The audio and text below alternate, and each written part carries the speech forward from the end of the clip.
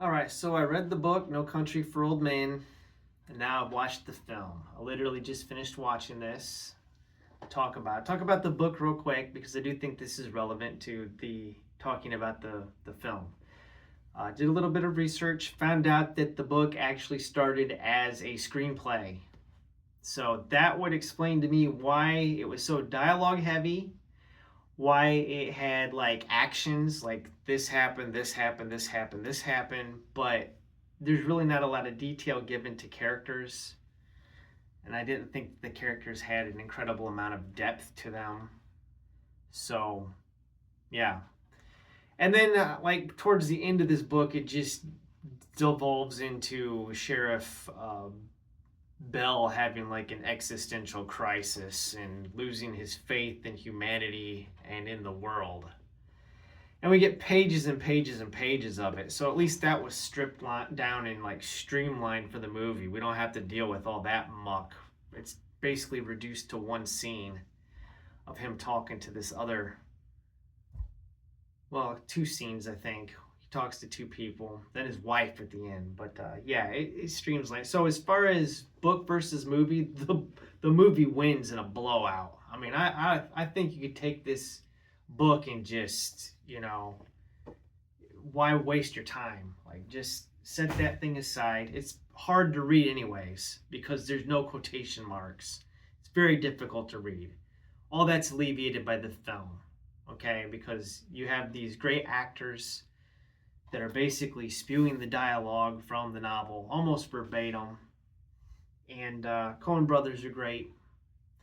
Unfortunately, even though the film looks beautiful because it's shot by Roger Deakins and is acted impeccably by our three principal stars here, Josh Brolin as Llewellyn Moss, Tommy Lee Jones as Sheriff Bell, and Javier Bardem turning in a blood-curdling performance as Anton Suga.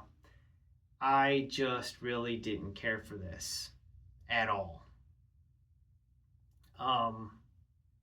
It's the first, I don't know, the first half of the movie maybe I enjoyed, but that third act, both in the novel and the movie, just, yeah, it's it's not for me, man.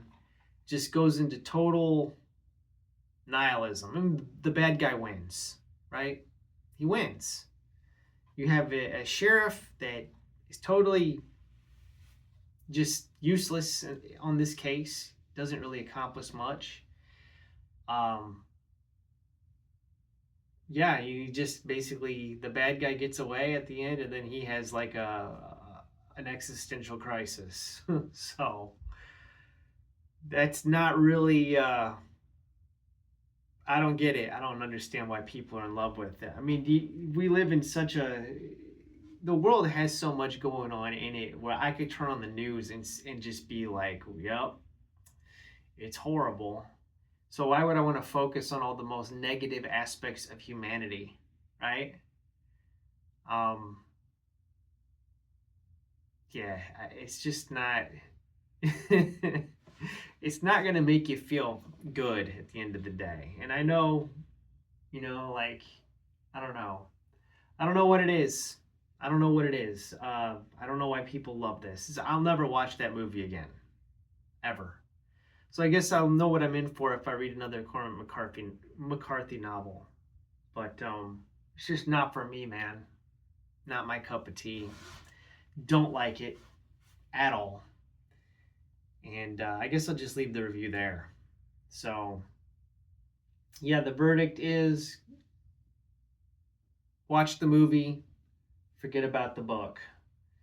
And I don't even like recommending the movie, but Roger Ebert loved it, so whatever. I wonder what Gene Siskel would have said. Gene Siskel, he died back in the 90s, so he never saw this one. But I'm gonna think Gene and Roger, they disagreed with each other quite a bit. So maybe Gene would have gave it a thumbs down. So I'll play Gene here and say no, it was humorless and dour and depressing.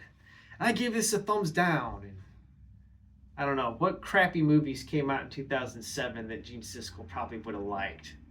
Would have been something ridiculous that everybody's just like, that movie sucks.